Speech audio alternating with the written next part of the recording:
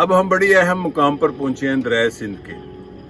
मखट से चले जब तो उसके बाद रखवान आया दोनों तरफ। एक रखवान गांव जो है वो पश्तून साइड पे है और एक पंजाब की साइड पे है, और यहाँ पर लोग दो शादियां करते हैं। बड़े खूबसूरत गांव हैं। और रखवान के बाद मैंने देखा है कि दोनों तरफ आबादी बढ़ती जा रही है, अब वीरानी नहीं है जो मखट से पहले तक की थी।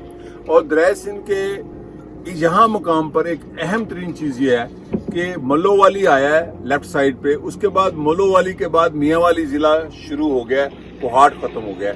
दाएं तरफ पंजाब में अभी तक अटक ज़िला है, लेकिन ये जो मुकाम है ये इंसानी तारीख का एक अहम तरीन मुकाम है। दरियाए स्वान यहाँ आके दरियाए सिंध में गिरता है। दरियाए स्वान जो मरी की पहाड़ियों से निकलता है और पंजाब के छोटे छोटे इलाकों से, चकवाल, इन जिलों से होता हुआ, और वहाँ छोटे छोटे दरिया, जैसे हम दरियाए गबीर देख के आए थे लावा के पास, वो भी इसमें गिरता है। और दरियाए स्वान जब यहाँ गिरता है तो ये खूबसूरत सीन है। ये दरियाए स्वान है। और दरियाए स्वान की जो अहम तरीन इंसानी तहजीब में, इंसानी पूरी इर्तिका में अहमियत क्या है कि इंसान की जो कदीम तरीन खोपड़ियाँ मिली हैं, कदीम तरीन खोपड़ियाँ, तहजीब नहीं मिली, खोपड़ियाँ, यानी कि जब इंसान अभी तहजीब याफ्ता नहीं था हुआ, नियोलिथिक स्टेज जो थी इंसानी तहजीब की वो भी शुरू नहीं थी, तो इस इंसान को जो खोपड़ियाँ मिली हैं जो मिलियन ईयर्स ओल्ड हैं, इसको पूरी दुनिया में कहा जाता है कि यहाँ से जो खोपड़ियाँ मिली हैं या नेपाल से मिली हैं, उस इंसान की खोपड़ी को चाहे वो नेपाल से मिले, वो दरियाए स्वान से इसको जोड़ा जाता है। यानी कि उसको स्वानियन इंसान कहा जाता है जो इंसान की इर्तिका हुई। तो ये है दरियाए स्वान गिरता है। पंजाब का ये खूबसूरत दरिया है जो यहाँ पर आके गिरता है दरियाए सिंध में।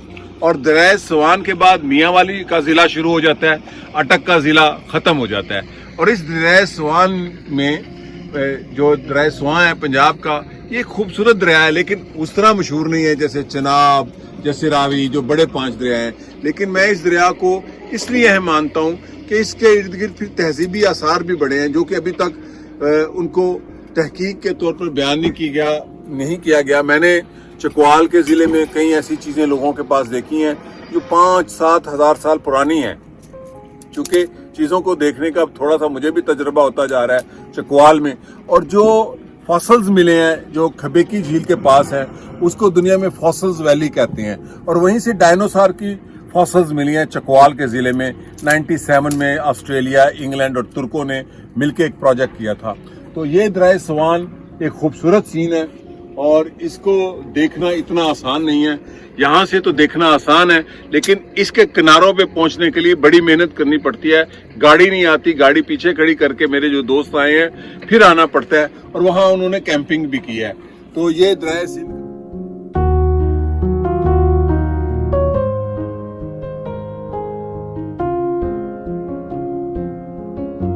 एक अजीबोगरीब शानदार मुकाम है। और ये अबासीन, शेर दरिया, दरियाए सिंध, कई नाम है इसके। इसको अटक में दरियाए अटक भी कहते हैं। अब हम दरिया एक बड़ा कर्व ले रहा है और अब हम कालाबाग के करीब हैं।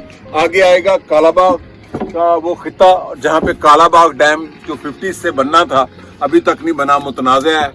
और ये दरियाए सिंध पूरा टर्न लेता है, बिल्कुल टर्न लेता है।